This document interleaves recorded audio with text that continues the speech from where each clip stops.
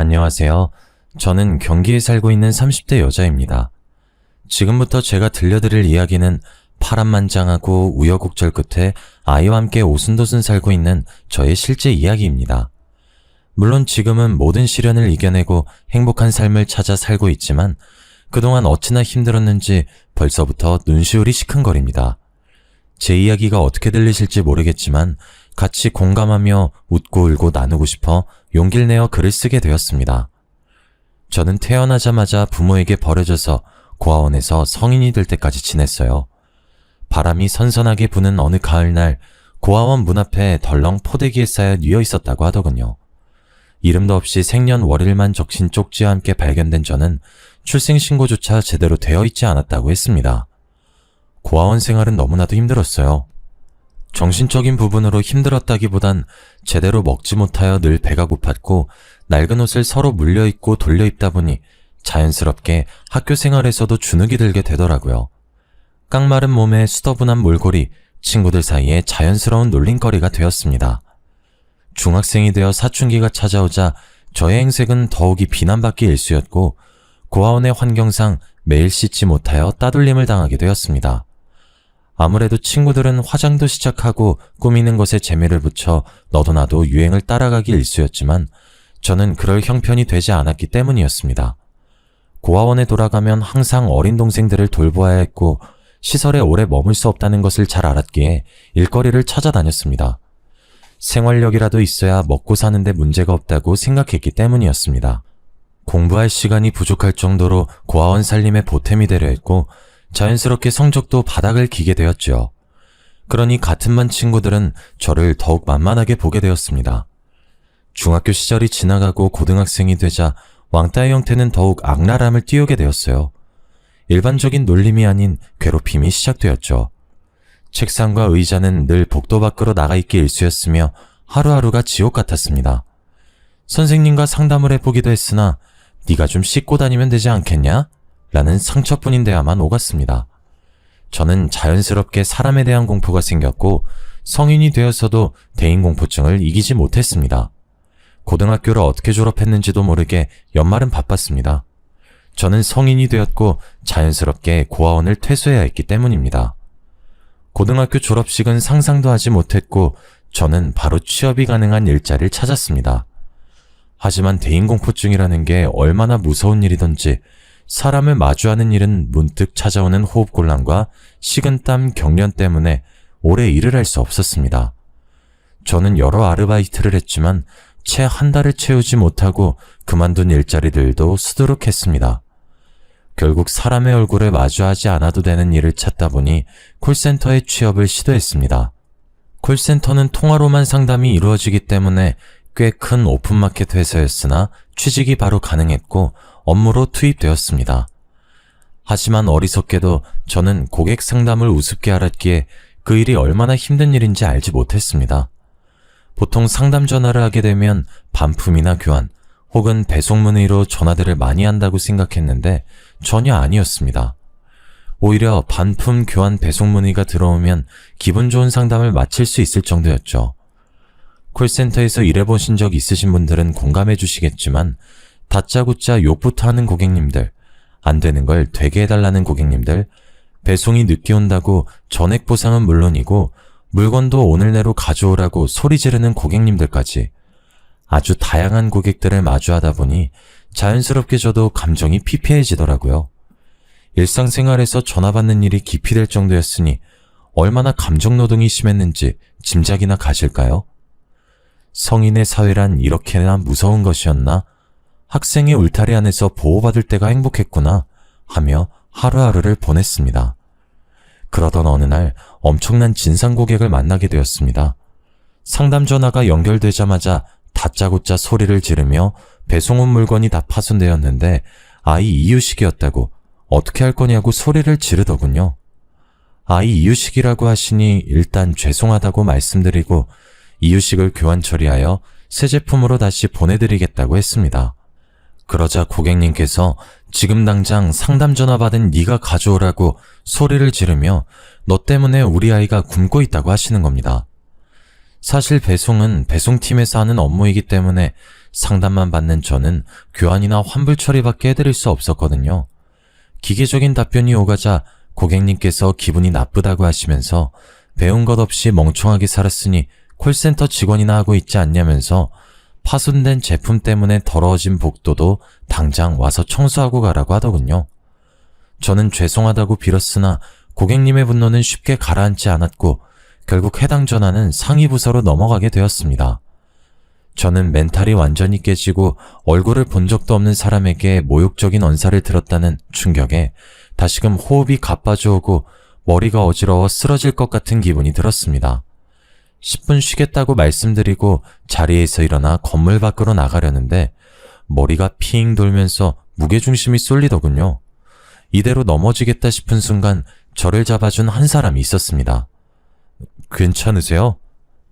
정말 감사합니다. 하마터면 크게 다칠 뻔했네요. 괜찮아요. 저를 걱정스럽게 바라보는 눈빛에 슬쩍 볼이 붉어졌습니다. 어디 다친 것도 아니고 다치기 전에 붙잡아주기까지 했는데 처음 보는 사람이 이렇게 나의 안위를 걱정해주다니. 방금 전 통화에서 받은 상처가 조금 옅어지는 기분이 들었습니다.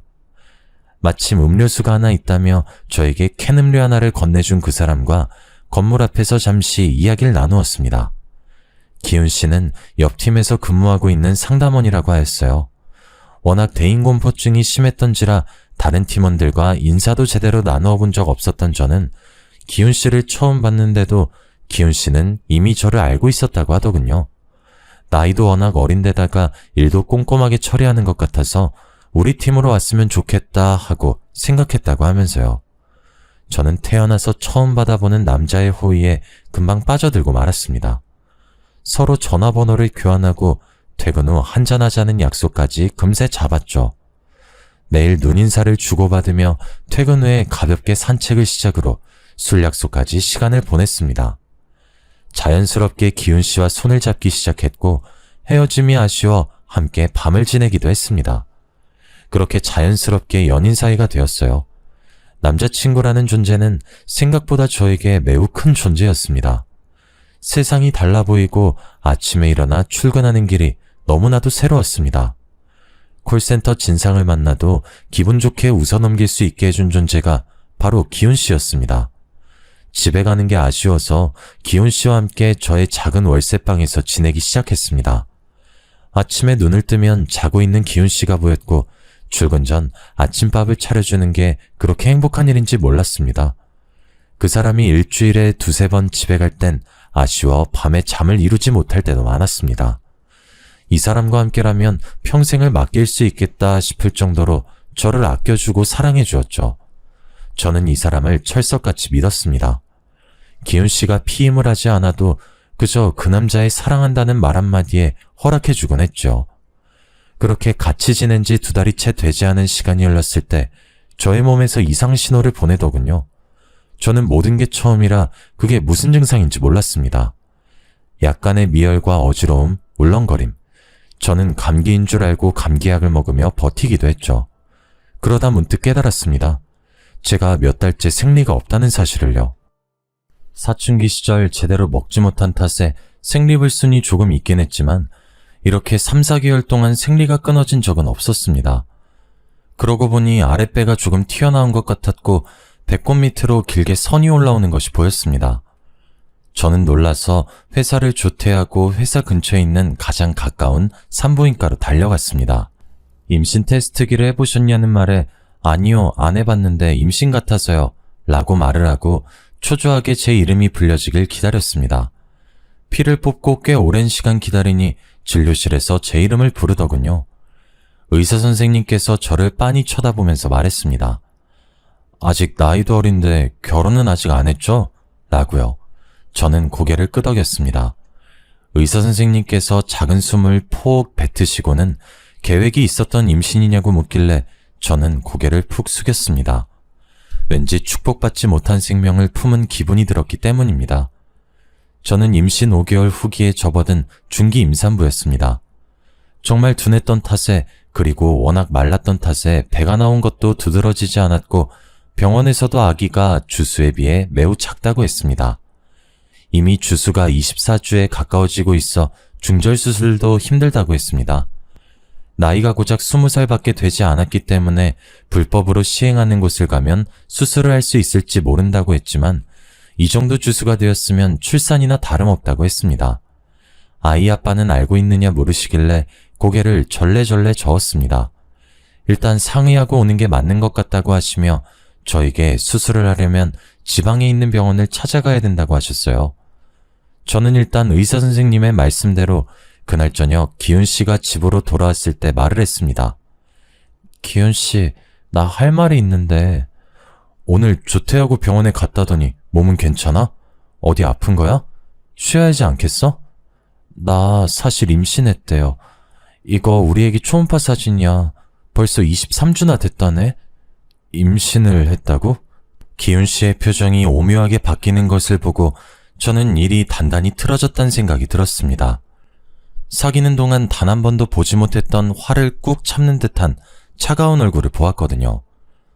임신한 게 무슨 잘못인가 싶어 기훈 씨의 눈치를 봤지만 그 다음 그가 뱉은 말은 충격적이었습니다. 내 아이가 맞아? 확실해? 뭔가 착각한 거 아니야? 그게 무슨 소리야. 그럼 기훈 씨 말고 또 누가 있어요? 지금 나를 의심하는 거예요? 당연히 난 당신이 피임을 하고 있다고 생각했어. 피임을 안 한 건 나 혼자만이 아니라 기훈 씨도. 당연히 남자는 피임하는 게 번거롭지. 당신이 알아서 잘 챙겼어야 하는 부분 아니야? 그럼 우리 아이는 어떻게 하라는 소리예요? 지금 지우라는 뜻인 거야? 당연히 지워야지. 누구 발목을 잡으려고. 내가 당신이랑 결혼이라도 할 줄 알았어? 저는 정말 한 대 얻어맞은 듯한 충격이 휩싸였습니다. 물리적인 폭력만 없었지 이미 마음도 몸도 만신창이었죠. 그는 저에게 욕을 뱉기도 했고 식탁 의자를 발로 차기도 했습니다. 당장 지우러 가. 나 내년에 결혼할 여자 따로 있어. 다른 여자가 있다니 그건 또 무슨 소리예요? 나 지금 기훈 씨가 하는 말이 무슨 말인지 이해가 안 돼요. 설마 당신 바보야? 멍청한 당신은 그냥 심심풀이 땅콩이었단 소리야. 당신이 아이 지우지 않는다면 난 당신에게 돈 한 푼도 쥐어줄 수 없으니까 알아서 해. 그리고 두 번 다신 연락도 하지 말고. 진료 받는데 이미 주술에 넘겨서 애를 지울 수 없다고 했다고요. 그건 당신 사정이지. 출산을 해서 애를 버리든 아니면 어떻게든 낙태를 해. 회사도 그만둘 거니까 그런 줄 알아. 그렇게 문을 박차고 나간 기훈 씨는 정말 두 번 다신 그 문 안으로 들어오지 않았습니다. 저는 며칠 휴가를 내고 낙태를 할 수 있는 병원을 찾아다녔으나 이미 아이가 너무 커버렸고 낙태를 하기엔 위험이 크다고 거절만 당했지요. 며칠을 쉬고 돌아간 회사에 기훈 씨는 없었습니다. 전화도 받지 않더군요. 문자도 수백 통 남겨보고 전화도 걸어보았지만 일주일 후 그 번호는 없는 번호란 메시지가 뜰 뿐이었습니다. 임신 사실을 안 후 배가 티나게 불러오고 살도 꽤 붓기 시작했습니다. 저는 어쩔 수 없이 회사에 사표를 내고 월세방을 정리한 후 얼마 없는 돈으로 미혼모 센터에 입소하게 되었습니다. 생각보다 저만큼 힘들게 임신을 하고 출산을 강행하는 여성분들이 많더군요. 저는 그곳에서 마음의 안정을 찾기 위해 노력했습니다. 그렇게 아이는 40주를 꼬박 채운 어느 날 우렁찬 울음소리와 함께 태어났어요. 제가 버려졌듯 아이를 두고 나쁜 생각도 여러 번 했지만 작고 소중한 아이가 살겠다고 우는 모습을 보니 차마 발걸음이 떨어지지 않더군요. 저는 그렇게 아이를 키우겠다고 결심했고 몸조리도 제대로 하지 못한 채 일자리를 찾아 나섰습니다. 그래도 나라의 복지가 참 좋다 싶었던 게 출산했다고 출산지원금과 양육수당이라는 게 지원되더라고요. 그리고 미혼모라는 이유로 어린이집 대기도 1순위로 선정되기도 하고요. 정말 운이 좋게도 아이가 8개월이 지났을 무렵 미혼모 시설 퇴소와 함께 어린이집에 자리가 나서 아이를 보낼 수 있게 되었습니다. 어린이집에 종일 아이를 맡기고 저는 일단 닥치는 대로 자빌부터 시작했습니다. 처음에는 상가 근처에서 음식을 배달하는 일부터 시작했습니다. 상가 특성상 점심시간에 백반을 배달시켜 먹는 경우가 많았고 저는 설거지를 하면서 배달 일도 함께하여 시급도 꽤 많이 받을 수 있었습니다. 그렇게 푼돈을 한두 푼 모으면서 눈여겨본 옷들을 하나둘 사모으기 시작했습니다. 처음에는 도매로 떼어온 옷들을 중고물품 파는 곳에 한두 개씩 팔기 시작했는데 반응이 꽤 괜찮더라고요. 그래서 SNS를 이용한 옷 장사를 시작했습니다. 판매 건수가 처음에는 한두 건으로 시작해서 10건, 20건, 100건이 넘어가자 세금 문제도 걸리고 현금 영수증을 요구하는 사람들이 늘어나 저는 본격적으로 창업 준비를 시작했습니다. 아직 20대 초반인 나이라 힘도 팔팔했고 의욕도 넘쳤습니다. 쇼핑몰을 창업하기까지 꽤 큰 돈이 들어갔지만 아이와 살고 있는 반지하 월세방을 창고처럼 이용하며 물품을 팔기 시작했습니다. 그래도 그동안 어깨너머로 보았던 옷들이 큰 도움이 되더군요. 역시 꾸준함과 성실함은 배신하지 않는 걸까요? 2년 정도 지나니 저는 정말 잘 나가는 쇼핑몰 사장님이 되어 있더라고요. 반지하 월세방, 그 쿰쿰한 곳에서 옷을 쌓아두고 시작했던 저는 커다란 창으로 햇살이 비추는 아파트 고층으로 이사를 하였고 저희 사무실 또한 따로 크게 자리를 잡았습니다. 이제 더 이상 옷이 습기를 먹을까 냄새가 나지 않을까 하는 고민은 하지 않게 되었습니다. 직원도 없이 혼자 발품부터 배송까지 전부 도맡아 했던 제가 디자인팀, 배송팀, 관리팀, 직원을 여럿 두고 일하는 사장님이 되었습니다. 그러던 어느 날 저의 성공일기를 취재하고 싶다는 여성 잡지 에디터님의 요청이 있었고 저는 기꺼이 그 인터뷰에 응했습니다. 저의 과거부터 성공하기까지 상세하게 나열하진 않았지만 큼지막한 사건들이 잡지에 실렸고 저의 단단함을 보고 응원해주신 분들로 인해 쇼핑몰은 더욱 잘되기 시작했죠. 그렇게 가난하고 힘들었던 제가, 대인기피증의 왕따였던 제가 이제는 그 모습을 다 벗어던지게 된 겁니다. 문제는 제 인터뷰를 본 기훈 씨에게 연락이 오기 시작했다는 겁니다. 오랜 시간 만났다는 그 여자친구와 결혼을 했으나 결국은 이혼을 하게 되었고 그동안 저를 그리워했다. 심지어 그렇게 지우라고 난리치던 아이까지 보고 싶다고 하는 겁니다. 저는 딱 잘라 거절했습니다만 친자가 일치할 경우 자신에게도 친권이라는 게 있다고 하면서 아이를 데리고 가겠다고 협박을 하였습니다. 저는 친자검사에 동의하지 않았지만 법적으로 제재할 수 있는 부분이 아니기에 어쩔 수 없이 친자검사를 시행하게 되었고 아니나 다를까 기훈 씨의 친자 일치로 결과지를 받아보게 되었습니다. 기훈 씨는 더욱 비열하게 아이를 내놓아라, 여태 너랑 살았으니 이제 나랑 살아야겠다 하며 뻔뻔하게 양육비를 지급하라 하였습니다. 저는 기훈 씨 없이 아이를 낳고 몇 년 동안 혼자 전전긍긍하여 아이를 키웠는데 그간의 보상 하나 받지 못하고 친자가 일치한다는 이유로 이런 요구를 하는 것은 말도 안 된다 하였지만 기훈 씨는 콧방귀를 뀌며 친권소송을 걸겠다고 하더군요. 어디 할 테면 해보라고 했습니다. 저는 당당했으니까요. 기훈 씨는 정말로 저에게 소송장을 보냈습니다. 어찌나 어이가 없던지 순식간에 멘탈이 바사삭 부스러지는 느낌이었습니다. 직원들을 퇴근시키고 샘플 원단을 보기 위해 거래처 사장님을 기다리면서 소장을 읽는데 그의 그 극악무도함에 치가 떨려 눈물이 주룩주룩 흐르더군요. 한참을 울고 있는데 헛기침하는 소리가 들리더군요. 거래처 사장님께서 제가 소장을 받고 울고 있는 걸 보고 계셨더라고요. 무슨 일 있으시냐고 물어보시는데 저도 모르게 오열하고 말았습니다. 제가 혼자 감당해내기엔 너무나도 큰일이었고 그럴 리 없겠지만 혹여라도 아이를 빼앗기면 저는 어떻게 살아야 하나 막막했기 때문입니다. 소장을 슬쩍 본 사장님께서 이런 일은 더 강단 있게 나가야 한다고 하시면서 잘하는 변호사가 있으니 도움을 좀 받아보는 게 어떻겠냐고 먼저 손을 내밀어 주셨습니다. 원단 샘플을 한가득 가지고 오셨지만 지금 이게 중요한 게 아니라고 하시며 제 손을 끌고 변호사님을 찾아갔습니다. 제 사정을 전부 들으신 변호사님은 이런 사건은 무조건 제가 이기게 되어 있다고 하시며 걱정하지 말라고 하셨습니다.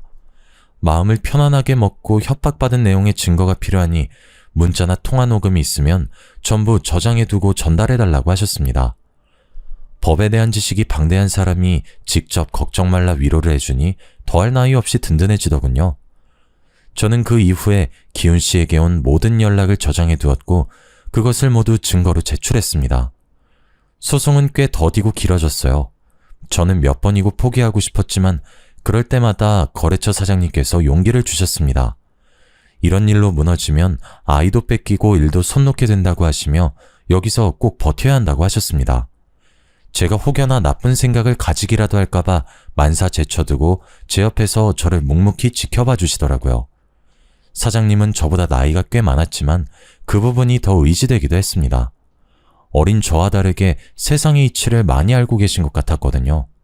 제가 우울해할 때마다 맛집을 찾아서 데려가 주기도 하고 사무실 안에만 콕 틀어박혀 있을 땐 바람 쐬자며 드라이브도 시켜주시고 우린 그렇게 오랜 시간을 함께 했습니다. 소송이 1년쯤 안 되었을 때 마무리가 되었는데 그때까지 매일 저에게 안부를 묻고 저를 기다려준 사장님께 저도 모르게 마음이 쏟아지더라고요. 당연히 소송은 승소하였습니다. 친권과 양육권 모두 제가 가져올 수 있게 되었고 친부인 기훈 씨는 저에게 양육비를 지불하라는 판결을 받았죠. 기훈 씨는 그런 결과를 받아들이지 못하고 저에게 몇 번 더 연락을 시도했으나 사장님께서 모든 연락을 막아주셨고 변호사님께서도 법적으로 조치를 취할 수 있다고 언제를 주셨습니다. 기훈 씨는 예상치 못한 반격에 양육비는커녕 1원 한 푼 주지 않고 그대로 연락을 끊고 잠수를 타더라고요. 제가 저런 찌질한 사람을 사랑했었다니, 나의 하나뿐인 소중한 아이의 친부라니 진절머리가 나더라고요. 또 한 번 시련을 이겨낸 저는 정말 돌멩이처럼 단단한 사람이 되었다고 생각했습니다. 그 일이 일어나기 전까지 말이죠. 저는 사장님과 진지한 만남을 가졌습니다. 저희 아이와도 잘 놀아주고 정말 애정을 듬뿍 담아 대하는 것이 느껴졌기 때문입니다. 지나칠 만큼 과분한 사랑에 가끔 이질감이 느껴지기도 했습니다만 워낙 나이 차이가 있는지라 그 나이의 감성을 제가 따라가지 못한다고 생각했죠. 어느덧 아이가 7살이 되고 저에게 가끔 "난 왜 아빠가 없어요?" 하고 물을 때마다 꼭 죄인이 된 기분이 들었습니다. 이 사실을 사장님도 알고 있었어요. 저는 아이에게 얼머부리기 바빴지만 사장님은 조금 달랐나 봅니다. 저에게 청혼을 하더군요. 오브 다이아 반지를 내밀며 저에게 결혼해줬으면 좋겠다고 하는데 그 반지가 제 손에 꼭 맞아서 들어가더군요. 처음 받아보는 반지에 눈물이 왈칵 쏟아졌습니다. 직원들에게도 꽤나 축하를 받았어요. 그렇게 결혼합시다 라는 말과 함께 결혼 준비가 시작되었습니다. 처음 하는 결혼식이다 보니 준비할 게 한두 가지가 아니더군요. 얼른 시댁 어르신께 인사를 드리는 게 먼저여서 잔뜩 긴장을 한 채 인사를 드리러 갔습니다. 아니나 다를까 과묵하신 시부는 눈빛에서 저를 탐탁지 않아 하는 것이 느껴졌고 시모는 대놓고 말씀하시더군요. "아무래도 우리 아들은 초혼인데 넌 애 딸린 여자다 보니 썩 반갑진 않구나." 저도 제가 우민 씨와 꼭 맞는 사람이라고 말씀드릴 순 없지만 누구보다 내주 열심히 하면서 잘 살겠습니다. 그래도 돈은 좀 있다고 하니 구색은 제대로 맞춰줬으면 좋겠는데 그 정도는 내가 바래도 되겠지? 제가 어떤 걸 준비하면 될까요? 예단 말씀하시는 거죠? 네가 고하다 보니까 아는 게 없을 것 같아서 내가 미리 준비해놨다. 지민아, 그 목록 적은 종이 좀 들고 오렴. 그래, 예비올게. 이건 엄마가 적은 목록이고 내가 원하는 건 따로 톡으로 보내놓을게. 시댁의 말투나 행동에 너무나도 상처를 받았지만 제가 미혼모의 입장으로 살아왔던지라 대꾸할 말이 없더군요. 처음부터 이런 상황을 인지하지 못했던 부분도 아니었기에 꾹 참고 넘어갔습니다. 시댁에서 받아온 예단 목록을 집에 와서 펼쳐보니 가관이었습니다. 각종 브랜드의 TV, 냉장고, 김치냉장고 물론이며 소파에 침대에 홈시어터, 시부의 골프채 목록까지 다양하게 적혀있더라고요. 시모의 명품 가방, 모피까지 적혀있는 목록만 다 합쳐도 수천을 쏟아부어야 가능하겠더라고요. 우민 씨를 붙잡고 이 목록은 과하다, 여기서 정말 필요한 것 몇 가지만 체크해달라 요구했지만 우민 씨도 남처하다는 입장이었습니다. 네가 어리긴 하지만 그래도 아이도 있고 돈도 있고 하니까 이번만큼은 우리 부모님 욕을 따라줄 순 없을까? 이건 너무 과해요, 사장님. 사장님께서 지난번에 TV도 새로 샀다고 안 하셨어요? 그땐 55인치 TV를 샀는데 우리 부모님께서 큰 TV를 원하시나 봐. 75인치 정도면 적당할 것 같아. 있는 살림이 있는데 이 모든 걸 새로 산다니 좀 부담되긴 하네요. 지금 우리 집에 있는 걸 가져오면 되지. 부모님 댁에 새 거 해드리고. 우리 신혼집에 시댁 물건을 갖다 놓자고요? 예단을 줄이고 우리 집에 새 거를 둬야 맞지 않을까요? 어차피 신혼집도 지금 네 집에서 시작할 건데 굳이 우리가 뭘 살 게 있을까? 나 몸만 가면 되잖아. 저는 정말 뭐가 맞는 건지 헷갈리기 시작했습니다. 무난한 결혼 생활을 하려면 부모님께 맞춰야 된다는 말에 수긍이 되지 않았어요. 그동안 혼자 고생하며 이루어낸 모든 것들이 쉽게 빼앗긴 기분도 들었고요.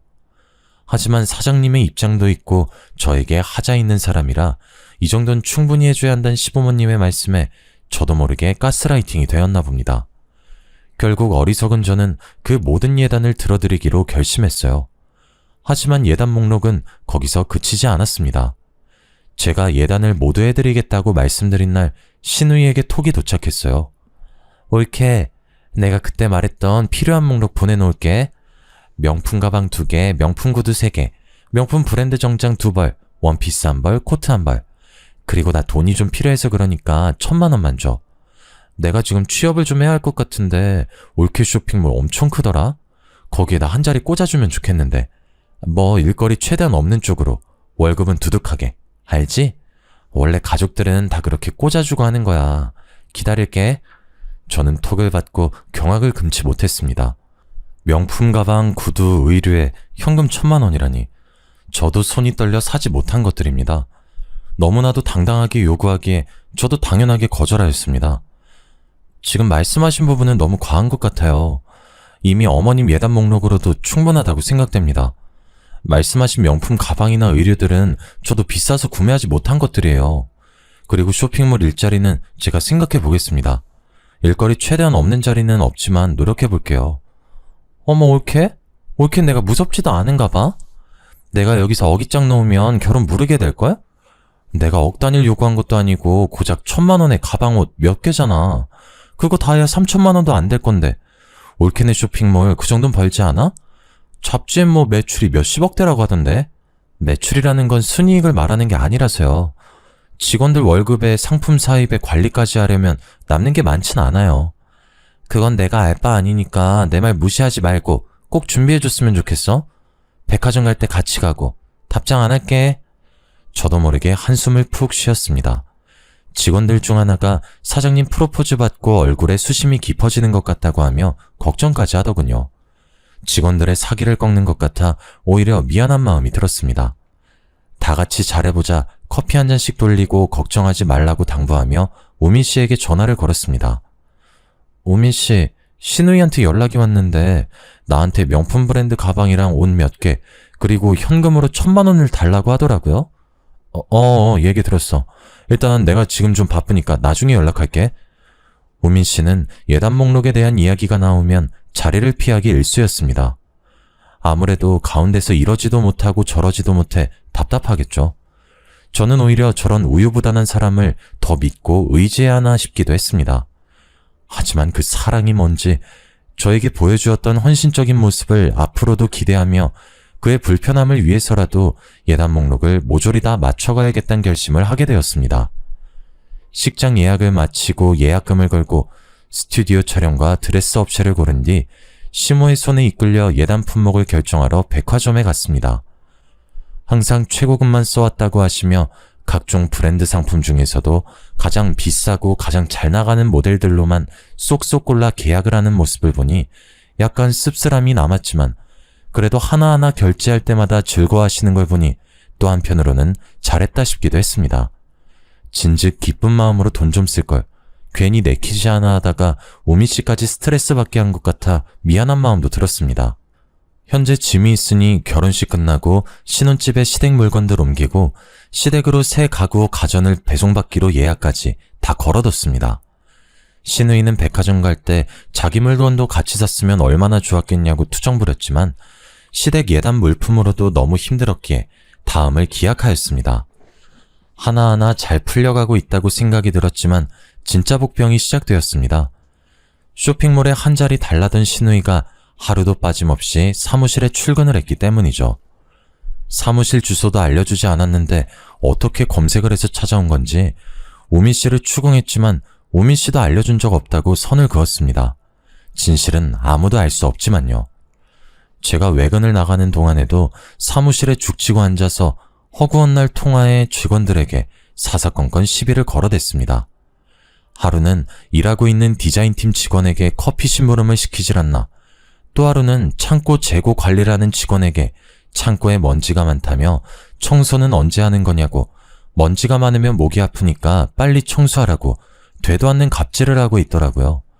참다 신우이에게 말도 해봤지만 올케가 물으니까 아랫사람들이 일을 제대로 하지 않은 거야.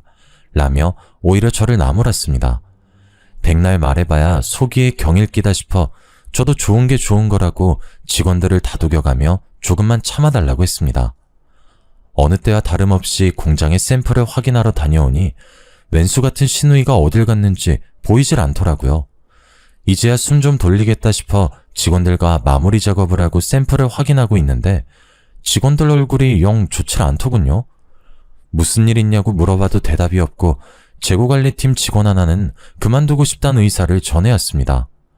초창기부터 오랜 시간 함께했던 직원들이라 마음이 좋지 않아 사정이 있으면 잠시 휴가를 주겠다고 했으나 더 이상 이곳에서 일하기 힘들다고 눈시울을 붉히더라고요. 알고 보니 시누이가 제가 없는 사이 직원들을 또 잡돌이 했더라고요. 내가 내일 지민 씨에게 잘 말해볼게. 여기서 그만두면 내가 너무 서운할 것 같아. 사장님, 저 정말 못 버티겠어요. 아까도 사진 보정하고 있는데 와서는 저 모델이 시원치 않다면서 자기가 모델하면 어떻겠냐고. 시누이가 나이가 몇인데 그런 소리를 했단 말이야? 네, 그러면서 요즘 다 포토샵으로 만지는 거 아니냐고, 자기가 하면 더 잘할 수 있다고 사장님한테 이야기를 해달라고 어찌나 조르던지. 내가 잘 말할게. 더 이상 사무실 오지 말라고도 할게. 응? 조금만 기다려줘. 이미 여기서 월급 받고 일하는 거라면서 자기한테 대들지 말라고 이제 사장 가족이라고 그러던걸요? 저 못하겠어요, 정말. 저는 정말 머리가 지끈 아팠습니다. 어떻게 일궈낸 회사인데 사이 좋았던 직원들까지도 괴롭다고 할 정도니 우민 씨의 자상함만 아니었어도 집안만 봐서는 언제라도 파혼하고 싶은 심정이었습니다. 퇴근 시간이 다가와서 직원들을 보내고 사무실에 혼자 앉아 장부를 보고 있는데 장부 내용이 약간 이상했습니다. 급히 퇴근길에 나선 격리 직원을 불렀습니다. 다행히 아직 회사 근처라고 돌아오겠다고 했어요. 분명 지난달에 외근비랑 부자재 값이 이게 아니었던 것 같은데 장부 엑셀 파일 좀 볼 수 있어? 사장님, 그거 사실은... 왜? 내가 모르는 뭐가 있어? 이거 지금 횡령이야. 알지? 내가 자기 얼마나 믿는지. 내가 장부 기입은 다 자기한테 맡겼었잖아. 저도 잘 알죠. 그런데 제가 수정한 게 아니에요. 사업자 통장도 확인해보니까 일적 금액만큼 인출되어 있던데 어떻게 된 거야? 자기 무슨 일 있어? 일은 제가 있는 게 아니라 그게... 그냥 속 시원하게 말해봐. 우리 둘밖에 없잖아. 그거 사장님 시누이분이 한 짓이에요. 격리 직원의 말은 그랬습니다. 제가 신상품 준비를 위해 요즘 들어 외근이 잦았던 건 사실입니다. 제가 자리를 비운 사이 직원들에게 갑질을 했고 하다못해 격리 직원의 컴퓨터에 앉아 엑셀 파일을 열어보고 있더랍니다. 커피를 사러 잠시 외출한 사이 일어난 일이라 수기장부와 함께 정리를 해보니 금액이 몇십만 원 비어있기에 장부를 왜 수정했냐고 하니 본인이 어차피 다 쓸 돈이라고 돈 받기로 했다면서 사장한테 물어보라고 오히려 큰 소리를 치더랍니다. 그러면서 중간에 오해가 생겨 사장이 파혼이라도 하면 다 네 탓이라고 소리를 지르고 조용히 넘어가길 원하면 앞으로 종종 수정해달라고 했답니다. 그렇게 중간에서 횡령한 돈이 700만 원을 넘기고 있었더라고요. 물론 중간중간 통장 확인과 장부 확인을 하지 않은 저도 문제라면 문제지만 항상 오차 없이 일 처리를 했던 격리 직원을 믿고 있었고 시누이가 감히 사업자 통장까지 손댈 거라고는 생각도 못했었기 때문에 몰랐던 겁니다. 혹시라도 제가 파혼이라도 당할까 격리 직원은 속을 끙끙 앓았더군요. 제가 너무 화가 나서 몸을 부르르 떨자 직원이 입을 열었습니다. 사장님, 결혼 꼭 하셔야겠죠? 왜? 이거 말고 다른 일이 있어? 저 정말 한치의 거짓도 없이 사장님께 그대로 사실만 전하는 거예요. 저 의심하지 마세요. 왜 그래? 무슨 일인데? 사실 요즘 사장님 외근 나가실 때마다 그 시누이분께서 회의실에서 자꾸 전화를 하시더라고요. 누군진 모르겠지만 친구 같기도 하고. 근데 통화 내용이 사장님도 아셔야 할 것 같았어요. 제가 엿들으려고 들은 건 아니었는데요. 뭔데 그래? 그분 말대로라면 남동생이 정말 제대로 호구 하나 물어왔다고 쇼핑몰 명의도 곧 자기 명의로 바꿀 거라고 하시면서 굳이 필요도 없는 가전제품이며 가구며 집 인테리어까지 싹 바꿀 거라고 하셨어요. 아니, 정말이야? 그동안 내가 어떻게 해줬는데 이런 식으로... 그리고 어차피 가족으로 생각도 안 하는 버러지라면서 고아 출신이라 가족이라는 이름만 붙으면 다 진짠 줄 안다고 막말하더라고요. 조만간 건물도 하나 사달라고 해서 카페도 차릴 예정이니까 카페 차리면 와서 알바 좀 하라고. 심지어 사장님이 월급도 다 내줄 거라고 하면서 말하셨어요. 아니 잠깐만, 나 머리가 너무 아파서. 사장님, 제가 정말 오랜 시간 사장님과 함께 했고 친언니 같아서 하는 말이에요. 정말 저 집안 사람들 순 사기꾼 같아요. 제발 파혼하셔요. 지금 나한테 한 말 전부 다 사실이고 혹시라도 싸움이라도 생기면 증언해줄 수 있어? 당연하죠. 제가 혹시 몰라서 회의실 CCTV도 저장해뒀어요. 소리가 워낙 작게 녹음되긴 했지만 무슨 말인지는 알아들을 수 있어요. 정말 너무 고맙다. 이 은혜를 내가 어떻게 갚아야 할지. 사장님만 행복하시면 돼요. 어서 빨리 저 썩은 집안에서 탈출하시길 바랄게요. 저는 격리 직원에게 CCTV 영상이 담긴 USB를 받았습니다. 그간 횡령해간 증거가 담긴 장부 원부 또한 들어있었습니다. 이제 일말의 정도 다 떨어졌고 우민 씨가 손이 발이 되도록 빈다 해도 되돌아갈 생각이 들지 않았습니다. 이제서야 콩깍지가 벗겨진 거였죠. 그날 저녁 퇴근을 하고 아이와 함께 시간을 보내면서 아이에게 다시 한번 미안하단 말을 했습니다. 아빠가 생길 거라고 좋아했었는데 들어주지 못할 것 같다고 하니 아이가 저를 꼭 안아주더군요. 나는 엄마만 있으면 돼. 엄마를 제일 사랑해. 라고 하면서요. 한참을 울다 마음을 정했습니다. 저는 그날 주말 시댁과의 식사 자리까지 기다렸습니다. 한 번에 터뜨리는 편이 좋을 것 같았어요. 주말이 오기 전 백화점에 들러 예약해두었던 가구와 가전을 모두 취소했습니다. 가전제품은 아직 상품을 받지 않아 전액 환불이 가능했고 가구 상품 중 일부는 주문 제작 상품이라 예약금을 날리긴 했지만 모두 취소하고 나니 마음이 편안했습니다. 그 후엔 웨딩 플래너에게 위약금을 주고 스튜디오와 드레스 메이크업, 식장 모두 취소했습니다. 그 정도 금액은 아깝지도 않더라고요. 다행히 백화점에서도 웨딩 플래너도 우민 씨에겐 따로 연락하지 않은 것 같았습니다. 아무렇지 않게 주말에 소고기를 먹자고 우리 부모님 몸보신 좀 하셔야겠다고 괜찮은 강남에 고깃집 예약을 해놓으라고 연락이 왔더군요. 경기도에서 강남 가려면 꽤 먼 거리인데 데이트할 땐 한 번도 안 가던 동네를 자기 부모님 몸보심해야 한다고 가자고 하니 화가 나더라고요. 이래서 콩깍지라는 게 무서운 건가 하는 생각도 들었습니다. 하지만 마지막 만남이니 최후의 만찬을 프라이빗하고 비싼 곳에서 보내도 괜찮겠다 싶었습니다. 어차피 제가 계산할 마음은 하나도 없었거든요. 주말 저녁에 시부모와 시누이, 우민씨, 그리고 저 이렇게 5명이 만나 식사를 했습니다. 1인분에 10만원에 달하는 고기를 어찌나 추가하던지 돈 100만원 넘게 나올 텐데 속 깨나 쓰리겠다 싶었어요. 배가 불러오자 시모가 이야기를 꺼내더라고요. 예, 내가 이 동네에 좋은 자리를 하나 받았는데. 어떤 자리요? 에휴, 답답해라. 고아라서 그런가 말귀를 척척 알아듣질 못해. 무슨 자리겠어? 부동산이지. 직원이 전해주었던 카페 이야기를 하더라고요. 아무튼 값이 좀 나가긴 하지만 너야 능력 되잖니? 우리도 노후 좀 즐기고 싶고 우리 명의로 카페 내서 직원 쓰면서 관리나 하고 싶어서 말이야. 그래서요? 뭐가 그래서요야? 네가 돈 좀 내라 이거지. 보증금 2억에 인테리어까지 하고 다달이 나갈 월세, 관리비, 직원 월급 그거 좀 마련해놔. 저는 더 이상 참을 수 없었습니다. 얼굴에 물이라도 끼얹고 싶었지만 그건 꾹 참았어요. 티끌 하나 잡음 없이 깔끔하게 처리하고 싶었습니다. 전 더 이상 못하겠네요. 우민 씨랑도 결혼하지 않겠습니다. 제가 저 말을 했을 때 그 가족들의 표정을 사진으로 어찌나 남기고 싶던지 다들 벙찐 얼굴로 저에게 모든 시선이 꽂히더군요. 저는 눈도 마주치지 않은 채 식사 자리를 정리했습니다. 제가 준비했던 예단들은 당연히 이미 취소했고요. 결혼 준비했던 모든 것들 위약금 물고 해지했습니다. 웨딩 플래너에게 연락하셔도 좋아요. 당신 나랑 한마디 상의도 없이 이게 무슨 짓이야? 내가 이래서 못 배운 애들이랑은 상종하는 거 아니라고 했잖아. 그깟 돈 좀 번다고 유세 떠는 거야? 네가 뭐가 잘나서 파혼이야? 그 입 다무시죠? 지민씨, 그동안 저희 회사 공금 횡령한 증거 다 가지고 있습니다. 제가 이걸로 소송이라도 걸면 어떻게 배상하시려고요? 뭐라고? 그동안 알차게도 조작하셨던데 저희 유능한 직원이 이중장부로 관리해두고 있어서요. 회의실에서 통한 CCTV 내용도 가지고 있습니다. 야, 너 그거 불법 촬영 아니야? 아무 말이나 막 하지 마시고요. 호구를 물어왔다고요? 쇼핑몰 명의도 바꾸고 카페도 차릴 거라고요? 누구 마음대로요? 시모의 날카로운 시선이 신우이를 향해 가자 신우이가 이를 그르쳤다는 생각이 들었는지 눈꼬리를 확 내리더군요.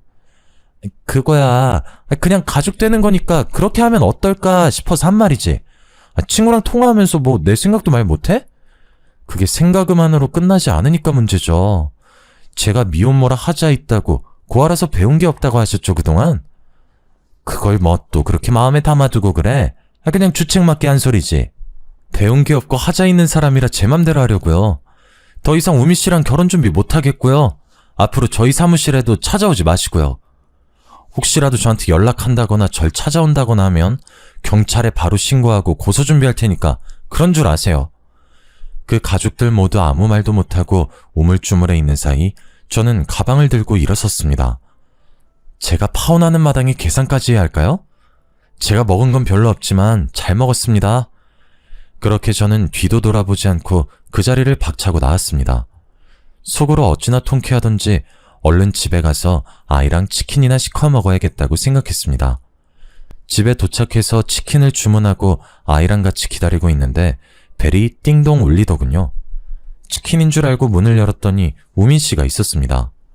분명 찾아오지 말라고 경고했는데 우민 씨는 이 상황이 도리어 화가 나는지 저에게 다짜고짜 소리를 지르더군요. 저도 지지 않고 맞서 싸웠습니다. 아이 앞에서 할 행동은 아니지만 저도 눈에 보이는 게 없었거든요. 세상 물정 모른 거 걷어줬더니 이게 무슨 짓거리야? 우민 씨가 뭘 모르는 거지. 내가 왜 10살이나 많은 늙은이한테 시집가면서 재물까지 갖다 바쳐야 돼? 뭐가 어째? 내가 찾아오면 경찰에 신고한다고 했지. 찾아오지 마. 너만 신고하는 게 아니라 니네 누나도 횡령죄로 깜빵살이 시킬 거니까. 알았어? 이게 오냐오냐 하니까 누가 누굴 오냐오냐 해. 당신이 나 호구라고 하고 다닌 거, 돈 때문에 나한테 들러붙은 거 이미 다 알고 있어. 사기 결혼으로 모든 위약금부터 스토킹 신고까지 당하고 싶지 않으면 당장 꺼져. 저는 그대로 문을 쾅 닫았습니다. 두어 번 벨을 더 누르는 소리가 들리고 문을 쾅쾅 두드리는 소리까지 났지만 제가 받아주지 않으니 집으로 돌아간 것 같았습니다. 다음날 출근을 하여 직원들에게 그동안 있었던 일에 대해 솔직하게 말하고 진심으로 사과했습니다. 그만두겠다는 직원은 엉엉 울면서 좋지 않은 소식이면서도 너무 좋은 소식이라고 그 나쁜 인간들 천벌받을 거라고 그러더라고요. 격리 직원은 아침부터 편의점에 가서 혹시 찾아올지도 모르니까 다 같이 소금이나 뿌리자고 소금 한 봉지를 사왔더라고요. 2번 다시 찾아오지 말라고 했으니 그걸 쓸 일은 없을 거다 했는데 점심시간이 지나자 우민 씨와 신우이가 정말 찾아온 게 아니겠어요? 당장 꺼지라고 소리 지르고 직원들은 경찰에 신고하겠다고 엄포를 놓고 대치하는 상황에서 정말로 격리 직원이 소금을 푹 찢어버리더라고요. 신우이와 우민 씨 얼굴에 정면으로 소금을 확 뿌리면서 사기죄랑 횡령죄가 얼마나 무서운 건지 아냐고 당신네들 당장 변호사 알아보라고 했어요. 정말 사이다 한 캔을 원샷한 기분이었습니다. 소금을 탈탈 털어내며 고소당할 게 정말 무서웠는지 모두 묻어주면 2번 다시 찾아오지 않겠다고 약속하더라고요. 변호사 공증이 필요하면 공증까지 받겠다. 대신 CCTV 영상과 장부 기록은 지워달라고 하길래 평생 나타나지 않으면 그 일이 밝혀지지 않을 거다라고 서로 합의했습니다. 그 일이 생긴 뒤로 저는 남자라면 아주 치를 떨었습니다. 근 몇 년 동안은 일에만 매달렸던 것 같아요. 직원들과는 더욱 돈독해졌고 제 나이는 30을 넘겼습니다. 체력적으로 힘이 붙이는 것 같아 배드민턴이라도 쳐볼까 하는 마음에 동네 동호회에 가입을 했고 매일 퇴근하고 오후에 배드민턴을 치곤 했습니다. 동호회에 속한 사람은 대략 30여 명이었는데 알고 보니 동호회 전통이 한 달에 한두 번 주말에 봉사활동을 가는 거였어요. 저는 아이와 시간을 보낼 겸 몇 번 거절했지만 수차례 거절했던 터라 더는 민망해서 안 되겠다 싶어 주말 봉사활동에 참가하겠다고 했습니다. 단톡방으로 봉사활동 주소를 받았는데 어딘가 기억에 있는 주소였습니다. 핸드폰으로 검색해보니 우연의 일치인지 제가 어린 시절을 보냈던 그 보육원 주소였어요. 정말 사느라 바빠 까마득히 잊고 있었는데 마음 한켠이 뜨겁게 울컥거리더군요. 주말 아침 일찍 보육원으로 가니 정말 예전 모습 그대로더라고요. 낡은 시설에 꾀지지한 아이들의 모습까지도요. 유년 시절을 보내며 힘들었던 기억이 솟구치고 옷을 돌려 입고 제대로 씻지도 못하고 먹지도 못했던 그때가 떠올랐어요. 저는 원장 선생님과 진득한 이야기를 나누었고 그곳을 정기적으로 후원하기로 했습니다. 사춘기가 지난 아이들의 옷도 정기적으로 기부하겠다고 했고요.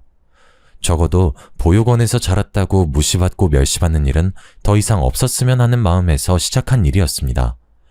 이런 제 모습을 지켜보던 동호회 회원님 한 분이 저에게 엄지손가락을 척 올리더라고요.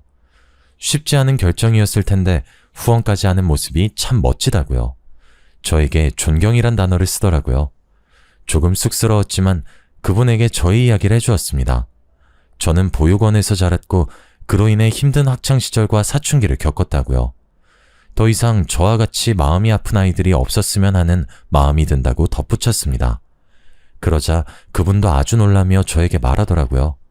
지금 봉사활동으로 온 곳은 아니지만 본인도 보육원 출신이라고, 저의 말에 충분히 공감이 간다고 하며 보육원 출신이란 이유로 무시받았고 결혼도 번번이 무산되었다고 했습니다. 저희는 그때 처음 서로의 눈을 마주보게 되었습니다. 말로 뱉지 않아도 느껴지는 그런 통함이 있었다고나 할까요? 제 이야기가 너무 길었던 것 같아요.